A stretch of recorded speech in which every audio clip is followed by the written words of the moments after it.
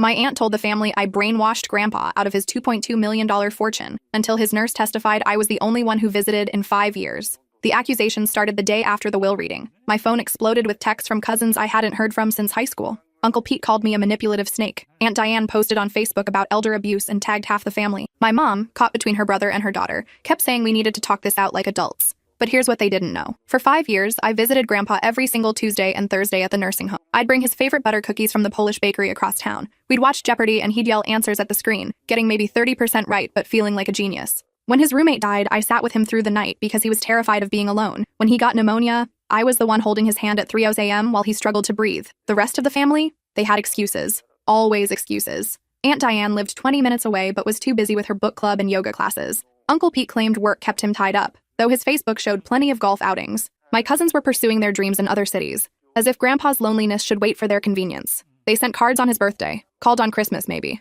That was their version of family devotion. Grandpa wasn't senile. His mind was sharp until the very end. He knew exactly who showed up and who didn't. He'd mention it sometimes, quietly, like he didn't want to burden me with his hurt. Your aunt says she'll visit next week, he'd say. Next week never came. After the first year, he stopped believing their promises. After the second, he stopped mentioning them at all. When he got sick last fall, I moved into the nursing home's family suite for 2 weeks. I bathed him when he was too weak to do it himself. I changed his sheets when he had accidents. I read him the newspaper every morning because his eyes had gotten too bad. The nurses knew me by name. They brought me coffee and thanked me for being there. The day before he died, Grandpa asked his lawyer to visit. He changed his will, leaving me everything except $50,000 split among the rest of the family. They can have enough for a nice vacation, he said, since they always seem too busy for anything else. The lawyer witnessed it. 2 nurses witnessed it. Grandpa was completely lucid, cracking jokes about finally getting the last word. At the will reading, you could hear a pin drop when the lawyer read the amount. Then came the explosion. Aunt Diane screamed that I'd poisoned Grandpa's mind. Uncle Pete threatened to sue. My cousins created a group chat called Justice for Grandpa and started planning their legal strategy. They hired a lawyer who specialized in contesting wills. They claimed undue influence, diminished capacity, coercion. The hearing was set for next month. My family stopped speaking to me entirely. My mom tried to play mediator, but eventually chose her brother's side.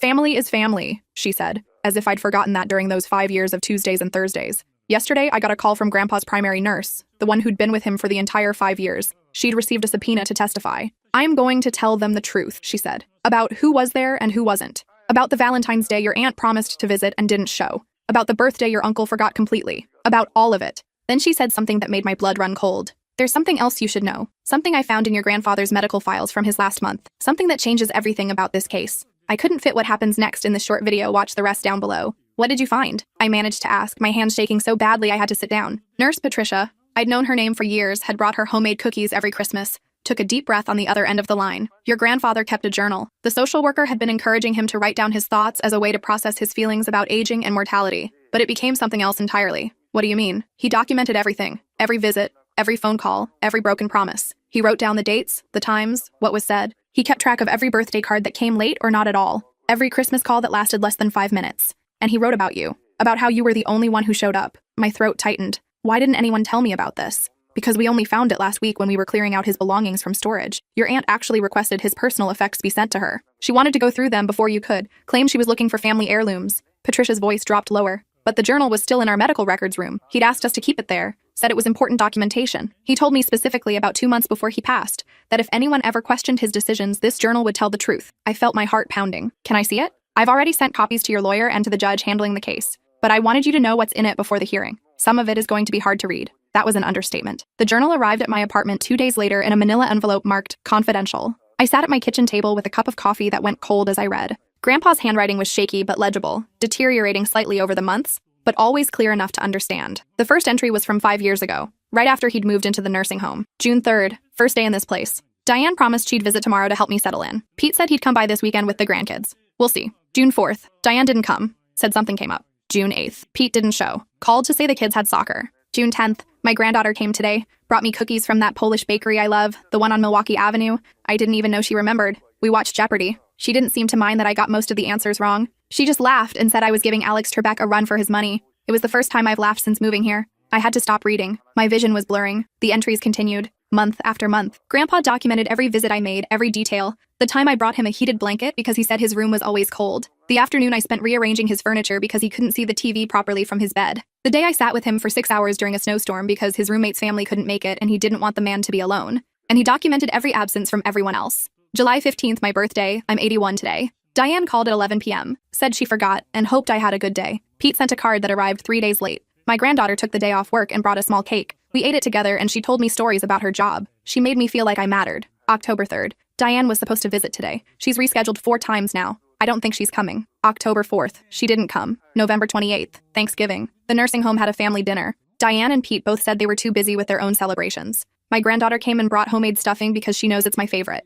She stayed for 4 hours. I'm grateful, but it also makes me sad. She shouldn't have to spend her holiday with an old man in a nursing home. She should be with people her own age, but she chose to be here. That means something. The entries went on and on. Each one was like a knife to the chest. Not because of what he wrote about me. That filled me with a bittersweet warmth, but because of what he wrote about everyone else. February 14th, Valentine's Day. Diane promised last week she'd come today. She said she felt bad about missing so many visits and wanted to make it up to me. She didn't show, didn't even call. March 19th, Pete's birthday. I called to wish him happy birthday. He seemed surprised to hear from me. The call lasted 2 minutes. April 7th. My granddaughter brought me books from the library today. She knows I can't see well enough to read anymore, so she's been reading to me. Today we started a mystery novel. She does different voices for all the characters. It makes me laugh. There were pages and pages documenting the same pattern. My aunt's broken promises, my uncle's increasing distance, my cousin's complete absence, and my consistent presence, week after week, year after year. Then came the entries from his last few months. These were different, more reflective. September 12th. I've been thinking about my will. I know what people will say when I'm gone. They'll say my granddaughter manipulated me, that she took advantage of an old man, but that's not what happened. She's the only one who's been here. The only one who's treated me like I still matter. The others, they've already written me off. I'm just waiting to die in their minds. But not to her. To her, I'm still grandpa. Still someone worth visiting. September 30th. I talked to my lawyer today. I'm changing my will. Diane and Pete will be angry. They've always expected an inheritance. But why should they get rewarded for neglect? Why should they profit from my death when they couldn't be bothered to be there during my life? October 15th, I got pneumonia. Spent 3 nights in the hospital. My granddaughter slept in a chair next to my bed the entire time. She took time off work. She held my hand when I was scared. The nurses all know her by name. They treat her with respect because they see how much she cares. Meanwhile, my own children called once to check in. Once. October 23rd. I'm back at the nursing home. Weaker now. I can feel myself failing, but I'm at peace with my decision. My granddaughter deserves everything. She's earned it. Not through manipulation, but through love. Real love. The kind that shows up. The final entry was dated 2 days before he died. November 8th. I asked my lawyer to come today. Made it official. Changed the will. My granddaughter gets everything except $50,000 to split among the others. Let them have their vacation money since they always seem too busy for anything else. The lawyer asked if I was sure. I've never been more sure of anything. This isn't about money. It's about recognizing the truth. She was here. They weren't. That's all that matters.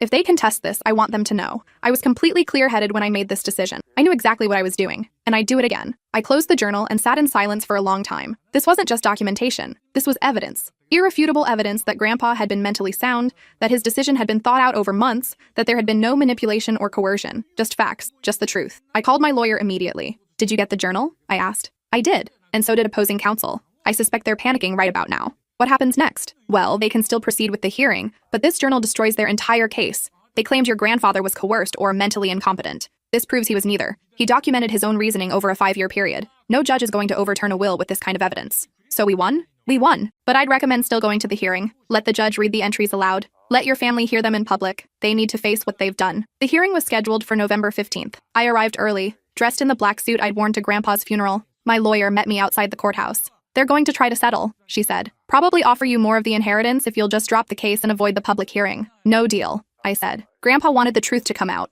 That's what's going to happen. Inside the courtroom, my family sat on the opposite side. Aunt Diane wore an expensive black dress and dark sunglasses, playing the grieving daughter. Uncle Pete looked uncomfortable in an ill-fitting suit. My cousins, there were 5 of them, looked annoyed, like they had better places to be. My mom sat separate from everyone, her face pale. The judge entered. Everyone stood. Please be seated, Judge Reynolds said. She was a woman in her 60s with sharp eyes and a no-nonsense demeanor. I've reviewed the materials submitted by both parties. This is a case to contest the will of Mr. Anthony Kowalski, deceased, on the grounds of undue influence and diminished mental capacity. My aunt's lawyer, a slick-looking man in an expensive suit, stood up. Your Honor, my clients believe that Ms. Kowalski manipulated her grandfather during a vulnerable time in his life. I've read your brief, counselor, the judge interrupted. I've also read the deceased's journal, which was submitted as evidence. Before we proceed, I want to address that directly. She put on her reading glasses and picked up the journal. The court has reviewed 163 dated entries spanning 5 years. Mr. Kowalski documented every visit he received, every phone call, every interaction with family members. He also documented his thought process regarding his will change extensively. She looked at my aunt's lawyer.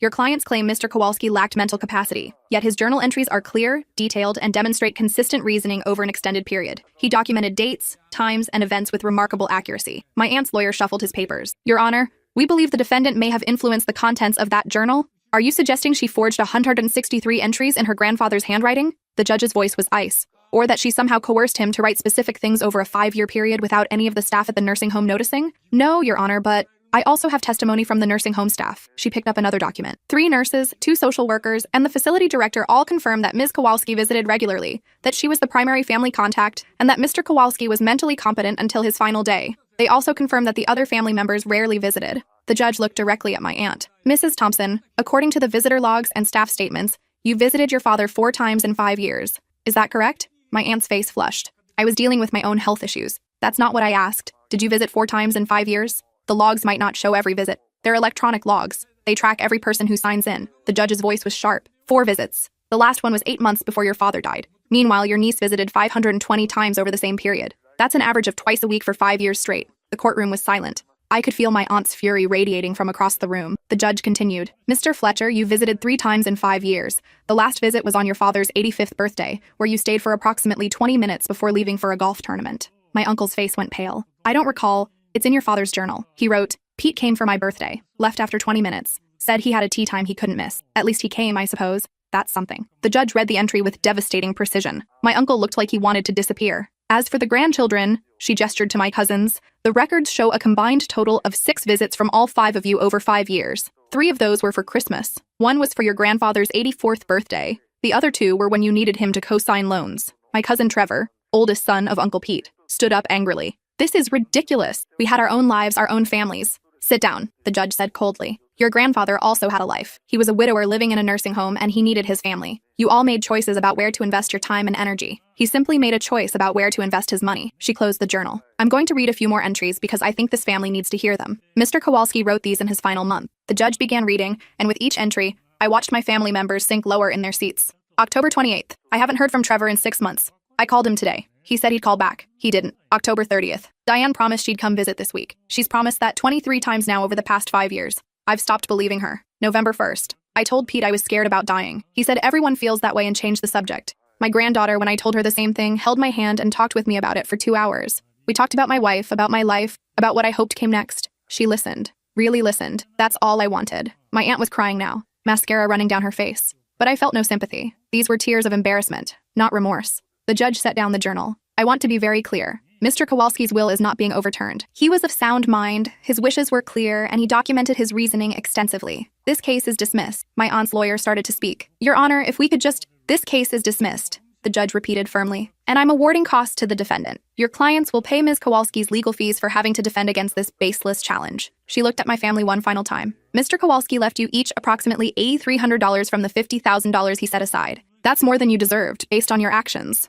He could have left you nothing. He chose to leave you something, and you chose to challenge his will, putting his granddaughter through months of stress during her grief. You should be ashamed. The gavel came down. It was over. I walked out of the courthouse with my lawyer, barely processing what had happened. We'd won. Completely. The will stood. The inheritance was mine. And my family had been publicly called out for their neglect. I need a drink, my lawyer said. That was brutal. That was necessary, I replied. As we stood on the courthouse steps, I saw my mother approaching. She looked smaller somehow, diminished. The rest of the family had already left. Probably couldn't get out of there fast enough. Can we talk? She asked quietly. I don't think there's anything to say. Please, just 5 minutes. I nodded to my lawyer, who walked a discreet distance away. I'm sorry, my mom said, and she actually looked like she meant it. I should have supported you from the beginning. I knew you were there for your grandpa. I knew Diane and Pete weren't. But I thought if I stayed neutral, I could keep the family together. How'd that work out? She flinched. Not well. Your aunt isn't speaking to me now. Says I should have supported her more aggressively. Your uncle called me a coward. And they're both furious about the legal fees they have to pay. That's not my problem. I know. She looked at her hands. I made a choice. I chose wrong. I chose them over you, even though you were the one who did everything right. I'm so sorry. I wanted to stay angry. Part of me wanted to tell her to leave, to cut her out like I'd cut out the rest of the family. But she was my mom. And unlike the others, she at least seemed to understand what she'd done wrong. I need time, I finally said. I can't just forgive and forget. You hurt me. You took their side when you knew the truth. I understand. I just want you to know that I'm proud of you for standing up to them, for standing up for yourself, and for being there for your grandpa all those years. That took strength. It didn't feel like strength. It just felt like the right thing to do. That's what makes it strength, she said softly. We stood there in silence for a moment. Then she reached into her purse and pulled out an envelope. This is for you. Your grandpa gave it to me about a year before he died. He made me promise to give it to you after he passed, but only if there was conflict in the family. He said you'd need it. I took the envelope. It had my name on it in Grandpa's handwriting. I'll give you space, my mom said. But when you're ready to talk, I'll be here. That's a promise I intend to keep. She walked away, leaving me standing there with the envelope. I didn't open it until I got home. Inside was a letter, dated almost exactly a year before Grandpa died. My dearest granddaughter, if you're reading this, it means I'm gone and my family is acting exactly as I expected them to. I'm sorry you have to deal with their anger and greed. I wish I could be there to defend you, but in a way, I suppose this letter is doing that. I want you to know something important. When I changed my will, it wasn't a spur-of-the-moment decision made in anger. It was a carefully considered choice based on years of observation. You showed up, you cared, you treated me like I still mattered, even when I was old and sick and scared. Your Aunt Diane is my daughter and I love her, but she's also someone who only shows up when it's convenient or beneficial. That's who she's always been. Even when she was young, she'd only call when she needed money or a favor. I accepted it then, but I don't have to reward it now. Your Uncle Pete is my son, and I love him too, but he spent his whole life prioritizing everything else over family. His work, his hobbies, his friends. Family was always last on his list. I used to think he'd change as he got older, realize what mattered. He never did. And your cousins, well, they're products of their parents. They learned that family is something you take from, not something you give to. But you're different. You didn't visit because you expected something in return. You visited because you love me. Real love, not the obligatory kind. And I want you to know how much that meant. The money I'm leaving you isn't a reward. You didn't earn it through your visits. You earned it through your character. And I trust you to use it wisely, to build a good life, to maybe help others the way you helped me. Don't let them make you feel guilty. Don't let them convince you that you're greedy or manipulative. You're neither. You're kind and loyal and decent. Those qualities are rare. Treasure them. I'm proud of you. I'm proud to have known you. And I'm at peace knowing that my money will go to someone who actually deserves it. Love always, Grandpa. I read the letter 3 times, crying through all of them. Then I carefully folded it and placed it in the box where I kept all the cards and letters Grandpa had given me over the years. The next week, I received a call from my aunt's lawyer. They wanted to discuss an arrangement. My clients are prepared to drop any further challenges to the will, he said smoothly. In exchange, they'd like you to consider a voluntary redistribution of the inheritance. They feel that a 50-50 split would be fair and would honor your grandfather's memory of family unity. I laughed. Actually laughed. You're kidding, right? My clients are trying to reach a reasonable compromise. Here's my compromise. They can have the $50,000 Grandpa already gave them, minus the legal fees they owe me. That's what the judge ordered. That's what they're getting. Tell them if they contact me again,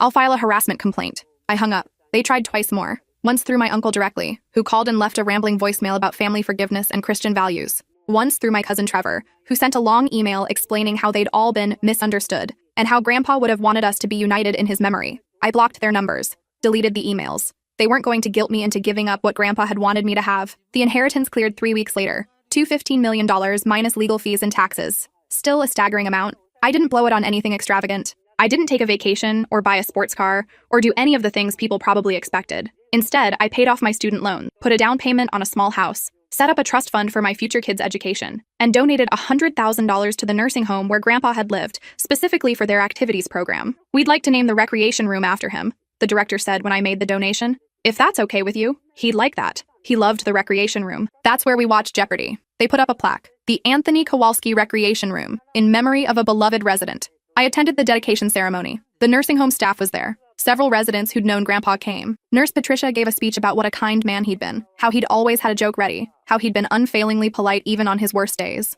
My family was not invited. 6 months after the will was settled, I ran into my cousin Natalie at a grocery store. She was my age, had been someone I'd been close to as a kid. We drifted apart in high school, then completely lost touch. She saw me and immediately looked uncomfortable. I thought she'd turn and walk away, but instead she approached. "Hey," she said awkwardly. "Hey." We stood there in the produce section, both of us holding baskets, not sure what to say. "I'm sorry," she finally said, "about everything. The lawsuit, the things my parents said, all of it. It was wrong." I was surprised. "You're the first person from the family to actually apologize." "I know, and I should have done it sooner. I should have done it at the hearing, but I was scared. My parents were so angry and I didn't want to go against them." "So what changed?" She set down her basket. "I had a baby, 3 months ago, a little girl. And when I was in the hospital holding her, I started thinking about what kind of person I want her to grow up to be. And I realized I don't want her to be like my parents. I don't want her to think family is something you ignore until there's money involved." "Congratulations on the baby," I said, and meant it. "Thanks." I named her Ruth after Grandma. I wish I'd known Grandpa better before he died. I wish I'd visited more. But I was caught up in my own life, and by the time I thought about it, it felt too awkward, like too much time had passed. He would have loved to meet her. I know, and that's my fault. My mom keeps saying you stole our inheritance, but you didn't. We just never earned it. You did. You showed up. We didn't. We exchanged phone numbers. She wanted to stay in touch, wanted her daughter to know at least one decent person from the family. I wasn't sure if I'd actually call her, but I appreciated the gesture. A year after Grandpa's death, I visited his grave. It was a cold Tuesday in November, almost the anniversary of his passing. I brought flowers and a package of butter cookies from the Polish bakery. "Hey, Grandpa," I said, sitting down on the grass next to his headstone. "I wanted to update you on everything." I told him about the house I'd bought, about the nursing home donation, about the lawsuit and how the judge had read his journal entries aloud. I told him how his words had shut down every argument my aunt and uncle had tried to make. You'd be happy to know Aunt Diane and Uncle Pete aren't speaking to each other anymore, I said. Apparently they got in a huge fight about the legal fees.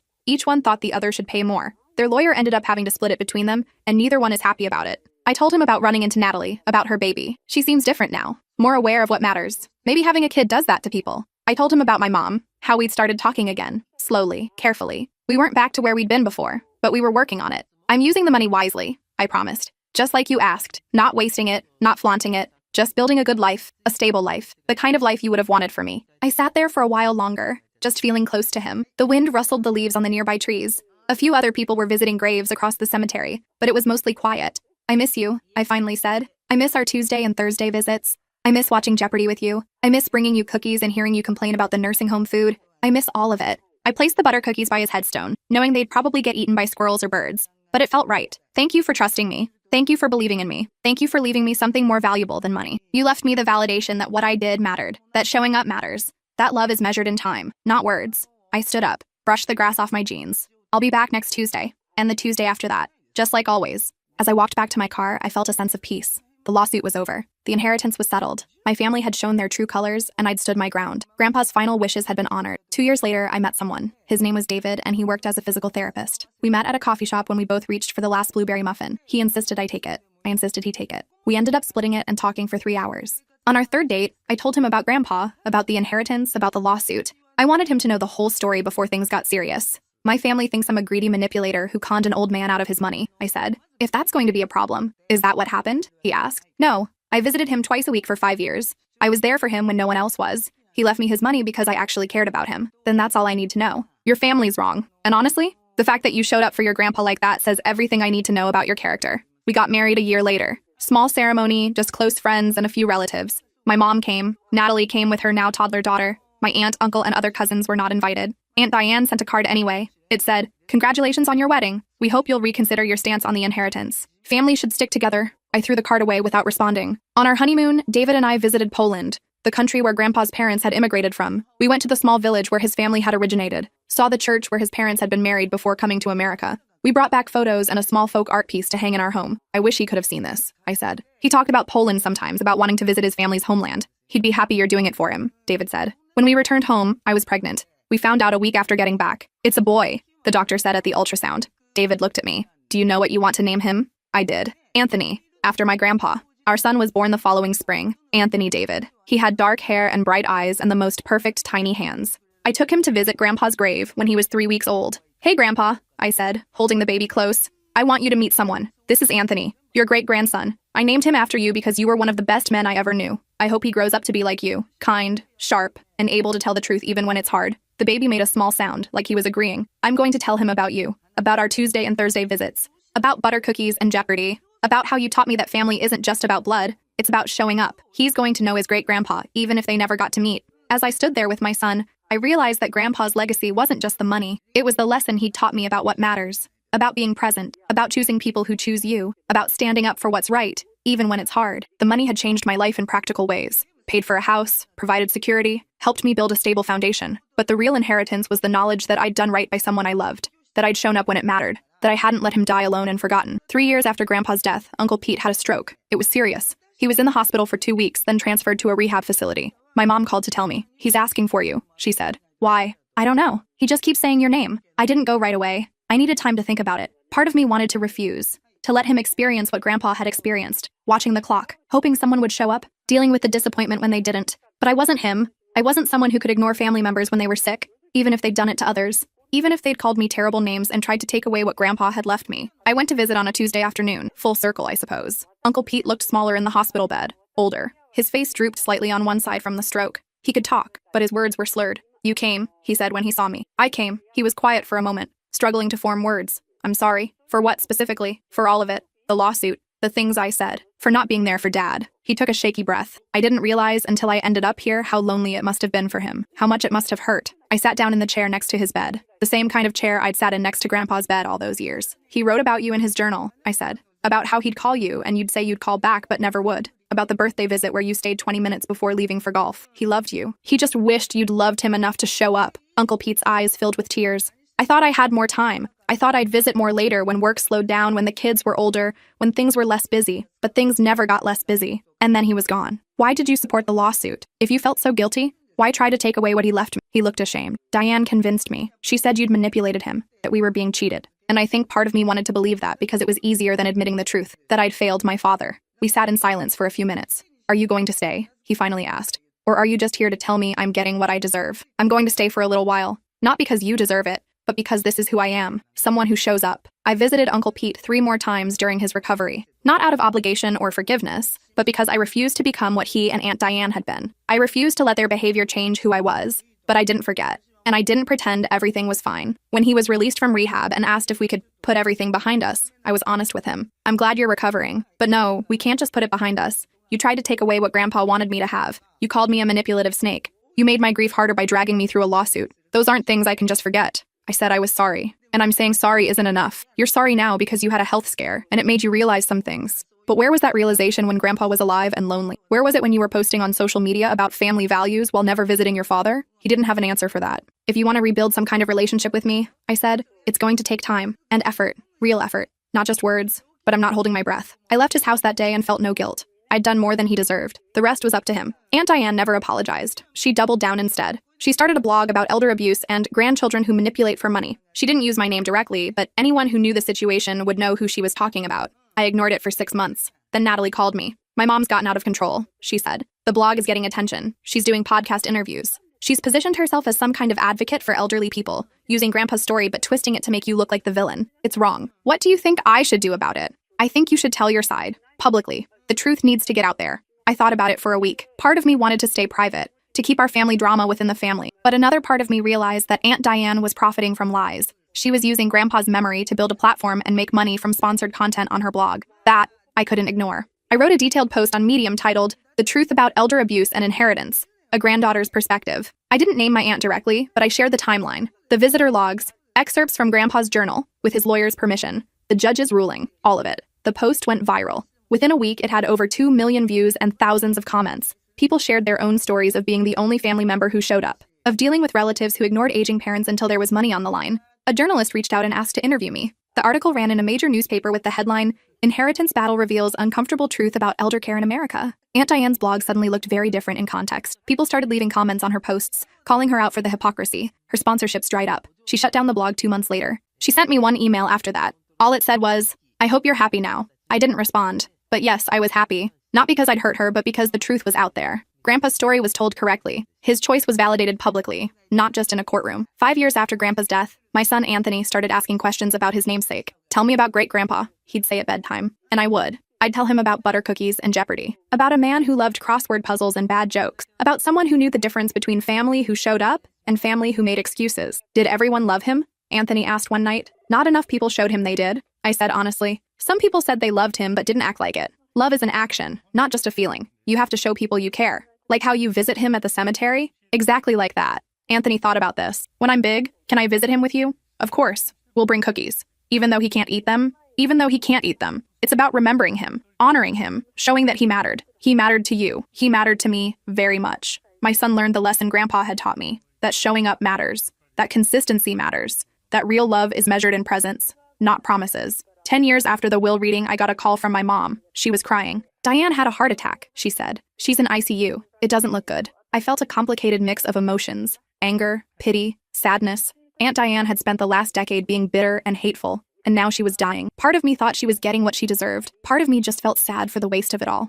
Are you going to visit her? My mom asked. I don't know. She's asking for you and Pete. She wants to apologize. She's had 10 years to apologize. I know. But maybe she needs to do it now, for her own peace. I thought about it for 2 days. Then I drove to the hospital. Aunt Diane looked terrible, gray-skinned, hooked up to machines, struggling to breathe. My mom was there, along with my cousins. The room felt heavy with years of family dysfunction. I'll give you privacy, my mom said, ushering the cousins out. I sat in the chair next to the bed. That damn chair again. You came, Aunt Diane rasped. I did. I'm dying. I know. She closed her eyes. When she opened them again, tears were running down her face. I'm sorry for all of it. I was cruel to you. I was cruel to my father. I wasted so much time on stupid things. Book club, yoga, image, and I missed what mattered. Why did you do it? Why fight so hard for money from a man you couldn't be bothered to visit? Because I was ashamed. Because I knew I'd failed him. And admitting you'd been a better granddaughter than I'd been a daughter was too painful. So I made you the villain instead. I convinced myself you'd manipulated him because the alternative was accepting that I'd abandoned him. He loved you. He wrote about that in his journal too. He wished you'd come. He kept hoping year after year. I know. I read the court transcripts. I read everything. She coughed. A wet, rattling sound. I'm not asking for forgiveness. I know it's too late for that. I just wanted you to know that you were right. About all of it. And I'm sorry for the pain I caused you. I sat there looking at her. This woman who'd made my life hell for years. Who'd tried to take away what Grandpa wanted me to have. Who'd spread lies about me publicly. And all I felt was tired. I accept your apology, I said. Not because you earned it, but because I'm letting go of the anger. It's been weighing me down for too long. Thank you, she whispered. I stayed with her for an hour. We didn't talk much. There wasn't really anything else to say. When I got up to leave, she grabbed my hand weakly. Take care of Natalie's kids, she said. They deserve better than the example I set. I will. She died 2 days later. I attended the funeral, sent flowers, but I didn't speak. I'd said everything I needed to say. At the reception afterward, Uncle Pete pulled me aside. He'd recovered well from his stroke, though he walked with a slight limp now. Diane left you something, he said. Asked me to give it to you. He handed me an envelope. Inside was a check for $50,000 and a note that said, I should have split my portion of Dad's inheritance with you. You earned it.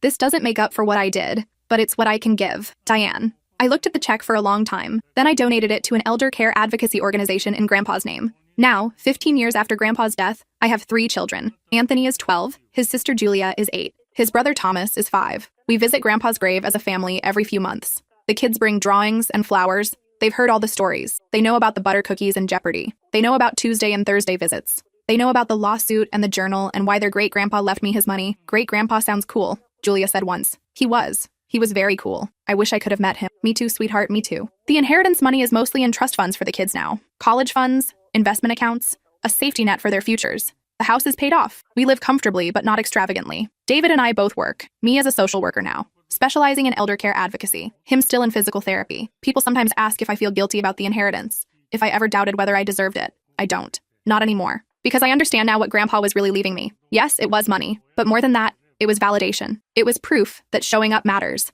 That love is a verb. That real family is built through actions, not DNA. The rest of my family learned that lesson too late. Or maybe they never really learned it at all. But I did. And I'm teaching it to my children. When Anthony turned 13 last month, he asked if he could start volunteering at the local nursing home. Why do you want to do that? I asked. Because great-grandpa was lonely, and I bet there are other people there who are lonely too. Maybe I could visit them, like you visited him. I cried. Right there in the kitchen, I just started crying. That's a wonderful idea, I managed to say. So now, every Tuesday after school, I drive Anthony to the nursing home. He visits with a man named Walter who has no family left. They play cards and watch game shows and talk about baseball. Walter's face lights up when he sees Anthony coming. You're a good kid, I told my son last week. I'm just showing up, he said, like you taught me. And that's Grandpa's real legacy. Not the $2.2 million, not the lawsuit or the drama or any of that. It's the lesson that showing up matters, that people need to be seen and valued. That family is something you build through presence and care. My aunt and uncle learned that lesson too late. They thought family was something you could take for granted, something that would always be there waiting when you finally decided to show up.